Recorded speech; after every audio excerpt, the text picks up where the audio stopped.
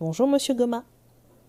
Bonjour madame, j'espère que vous allez bien et désolé, j'ai pas pu allumer à temps. Je vais très bien, pas de souci. Merci beaucoup de vous joindre à nous. Alors, comment jugez-vous la mobilisation des électeurs? Pensez-vous que la population s'est suffisamment impliquée dans ces scrutins?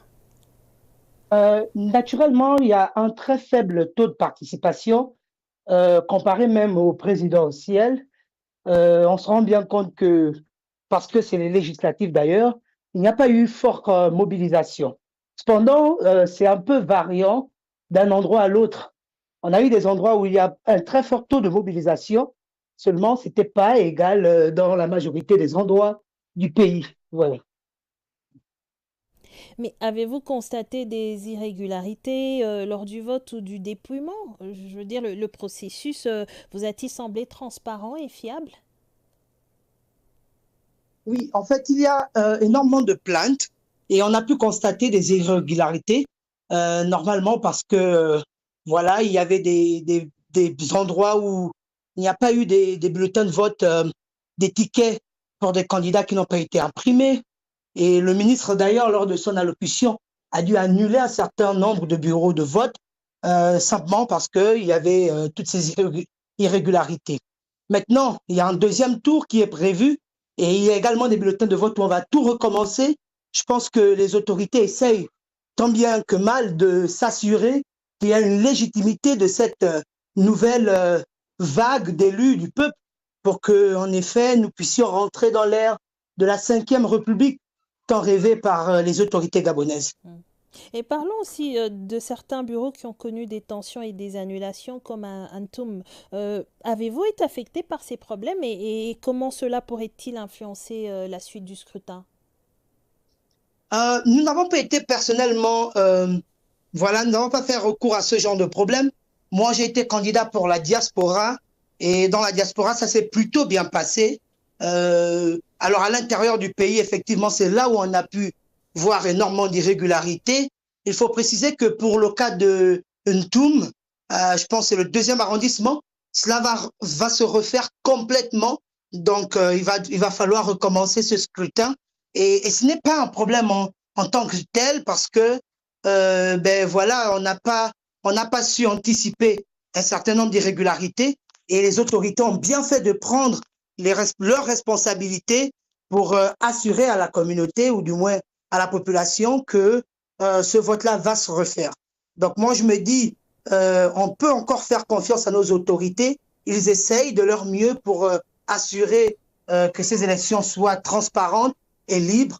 Et je pense qu'on peut faire confiance à ce processus qui est déjà engagé parce que il n'a pas commencé maintenant. C'est cette même autorité qui s'est occupée de nos élections lorsqu'il s'agissait, pardon, du vote du référendum. Ils ont également fait pendant les élections présidentielles. Donc, il y a déjà assez de maturité pour continuer dans ce processus seulement. Naturellement, avec les 18 000 candidatures retenues, Mm. c'était quand même difficile et on savait qu'on devait s'attendre voilà, quelques petits couacs ici et là. Mais Monsieur Goma, selon vous, qu'est-ce qui est vraiment en jeu dans ces élections pour le Gabon? Est-ce que c'est juste une formalité ou est-ce que ces scrutins peuvent changer quelque chose pour la vie des citoyens et le fonctionnement du pays? Mais ce n'est absolument pas une formalité. Il s'agit là de trouver des représentants, de trouver des personnes qui vont naturellement continuer avec la formation de cette cinquième République, donc des représentants élus du peuple, donc qui vont influencer les politiques publiques et renforcer bien sûr tout ce qui se fait déjà comme engagement selon le programme du président retenu. Donc il s'agit là des élections très très importants pour notre pays.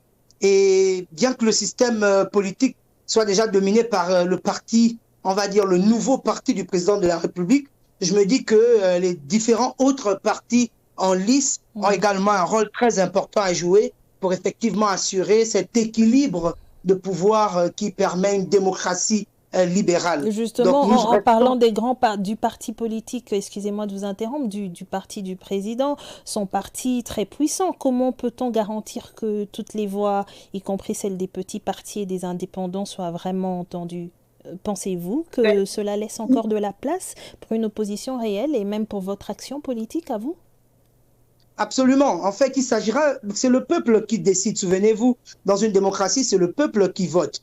Donc, s'ils choisissent en majorité le parti du président de la République, donc l'Union des bâtisseurs, cela voudrait dire qu'ils souhaitent accorder au président, comme beaucoup d'ailleurs le chantent, une majorité absolue au contrôle de toutes les chambres et de l'État. Souvenez-vous qu'il y avait déjà un renforcement du pouvoir du président de la République en République gabonaise. Aujourd'hui, on entend dire des membres du parti politique qu'il faudrait assurer une majorité au président de la République pour pouvoir mettre en œuvre son programme. Moi, je suis de ceux qui pensent le contraire, qu'il faudrait plutôt avoir un équilibre au niveau des chambres, de la chambre du Parlement particulièrement, et même dans les mairies, pour assurer que, quelque part, le programme du président de la République soit mieux mis en œuvre. Et c'est pour cela que nous disons, certes, il n'y a pas d'opposition réelle dans notre pays en ce moment, mais il y a des personnes effectivement qui pensent que on a besoin de différentes voies pour garantir la démocratie. Et je suis l'une d'entre elles. Mais si vous êtes élu, quelle priorité comptez-vous défendre pour vos électeurs au niveau local ou même national? Alors, je puis déjà vous dire que nous avons des résultats qui ont été annoncés hier soir par le ministre de l'Intérieur, certes provisoires, mais qui s'appuient sur beaucoup de bureaux de vote qui ont déjà été délibérés. Et moi, personnellement, j'ai pu occuper la 3e place. Donc, pour le seul siège qui était offert à la diaspora gabonaise en zone Afrique, je ne serais pas, mais j'aurais porté à l'Assemblée nationale, bien sûr, des priorités en matière de transparence, de gestion.